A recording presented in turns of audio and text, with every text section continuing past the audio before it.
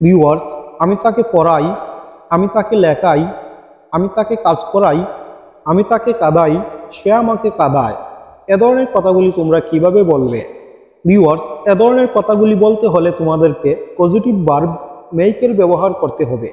এখন প্রশ্ন হলো, পজিটিভ ভার্ব মেইক তোমরা কখন ব্যবহার করবে? কাউকে যদি জোর করে কোনো কিছু করানো বোঝায়, সেক্ষেত্রে তোমরা পজিটিভ ভার্ব মেইকের ব্যবহার করবে। ফর এক্সাম্পল, আমি তাকে পড়াই, I make him read. Viewers, এই সেন্টেন্সটিতে আমি তাকে পড়াই অর্থাৎ সে পড়তে রাজি নয়, আমি তাকে জোর করে পড়াচ্ছি, যেমনটা আমরা বাড়ির বাচ্চাদের সাথে করে থাকি। ঠিক একইভাবে আমি তাকে লেখাই, I make him right.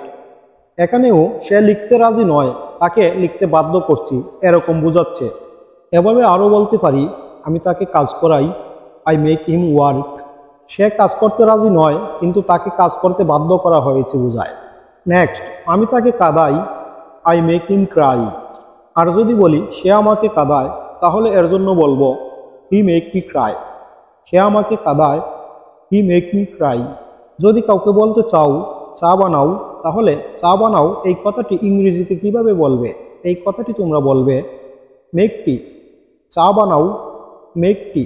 Viewers, এ ধরনের কথাগুলি বা এ ধরনের সেন্টেন্সগুলি বলতে হলে তোমাদেরকে যে স্ট্রাকচারটি ইউজ করতে হবে সেটি হলো subject plus make plus person plus verb plus object.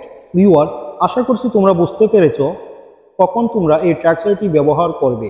যদি কাউকে জোর করে বা বাধ্য করে কোনো কিছু করানো বোঝায়, সেক্ষেত্রে তোমরা এই স্ট্রাকচারটি ইউজ করে খুব সহজেই এ ধরনের কথাগুলি বলতে পারবে। ডিয়ার ভিউয়ার্স, ভিডিওটি যদি তোমাদের ভালো লেগে থাকে আর এ ধরনের আরও শিক্ষণীয় ভিডিও পেতে চাও, তাহলে তোমরা চ্যানেলটি সাবস্ক্রাইব করে আমার সাথে যুক্ত থাকো, যেন পরবর্তীতে এ ধরনের শিক্ষণীয় ভিডিও মেক করলে খুব সহজেই তোমরা পেতে পারো। আর লাইক, কমেন্ট অ্যান্ড শেয়ার করো।